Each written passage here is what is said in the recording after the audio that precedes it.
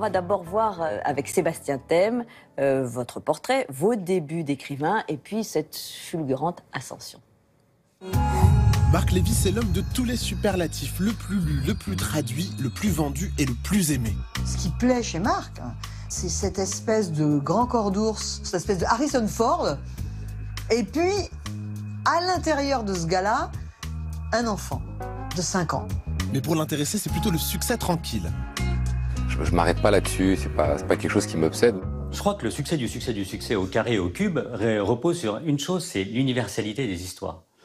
Ça, c'est vraiment fondamental. C'est-à-dire qu'il va toucher les gens au cœur de leur vie.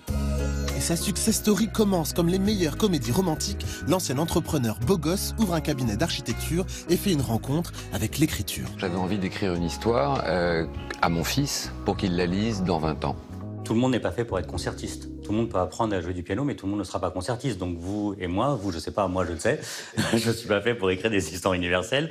J'ai pas ce talent. Donc c'est un véritable talent. Et Marc a ce talent en lui. Et depuis 2000 et la sortie de son premier roman, Et si c'était vrai, c'est la véritable lune de miel. Oui, mais ça, moi, j'y suis pour rien. Ça, c'est l'histoire qui est arrivée à l'histoire du livre. Les droits du livre sont achetés par Steven Spielberg et il est adapté au cinéma avec Reese Witherspoon et Mark Ruffalo et se place en tête du box-office américain lors de sa sortie en 2005. Le cinéma est très attiré par les histoires de Marc, que ce soit aux États-Unis, en Chine et ailleurs, parce qu'elles sont visuelles, quoi. Aussi, parce qu'elles sont visuelles, parce qu'elles éveillent l'imaginaire. Et quoi qu'il fasse, Marc Lévy triomphe à tous les coups et dans tous les registres, emmenant ses lecteurs dans tous les genres, la romance moderne, l'histoire de fantômes, le roman biographique et même la neuroscience. C'est un féru de technologie. Il a beaucoup travaillé dans l'imagerie 3D. Il avait une société, c'est un entrepreneur. Et Marc est un vrai passionné de ce sujet. Il a à chaque fois un imaginaire, une inspiration qui fait qu'il sait se renouveler infiniment, tant par le sujet que par le style. N'en déplaise à la critique française. Moi, quand je disais que j'étais amie avec Marc Lévy, c'était comme si, tout d'un coup, j'avais des mauvaises fréquentations, quoi. Il parlait pas de reconnaître le génie de quelqu'un, mais il parlait juste de reconnaître la valeur des livres. Par exemple, à l'époque, Agatha Christie, où ça sortait, les gens disaient « oui, c'est bien », mais aujourd'hui, il y a des universitaires qui font des travaux. On en est à regarder la valeur de ce qu'elle a fait et à prendre ça pour ce que c'est, qui est énorme.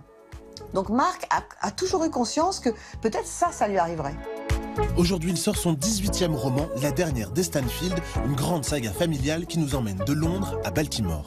À chaque fois qu'il vient nous présenter une histoire, il a travaillé, c'est un énorme bosseur, vous imaginez bien, un livre par an, enfin, je veux dire, ça demande une quantité de travail extraordinaire. Il va sans cesse construire son histoire, la tourner, jusqu'à ce qu'il devienne habité.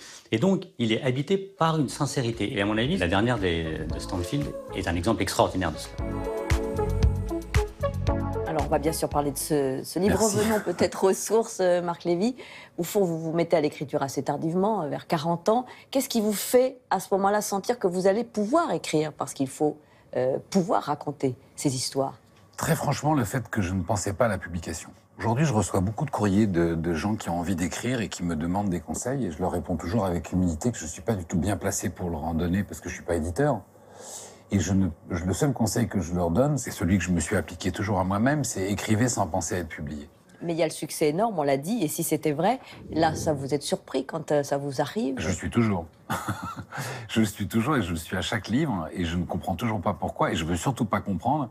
Et je vous jure que c'est vrai, il m'arrive encore de me réveiller le matin et de me dire je vais aller travailler dans mon cabinet d'architecture et tout ça n'a été qu'un rêve. Et ça y est, je me suis réveillé. Donc non, c'est un rêve que je fais éveiller et je ne comprends toujours pas pourquoi, mais ça me rend très heureux. Alors un mot, et ça a été dit aussi dans votre portrait sur, j'allais dire, cette littérature populaire que vous incarnez. Certains, bien sûr, peuvent éventuellement faire la fine bouche parce qu'ils se disent c'est trop populaire. Est-ce que certaines critiques, à certains moments, vous ont fait de la peine ou... Non, parce que la critique ne vous fait souffrir que si soit vous vous accordez une très haute considération, ce qui n'a jamais été mon cas. Et puis je n'ai jamais écrit pour chercher à plaire. Simenon était, on considérait que c'était du roman de gare. Aujourd'hui, il est dans la Pléiade. Donc quelle plus belle récompense dans son métier que d'en profiter de son vivant.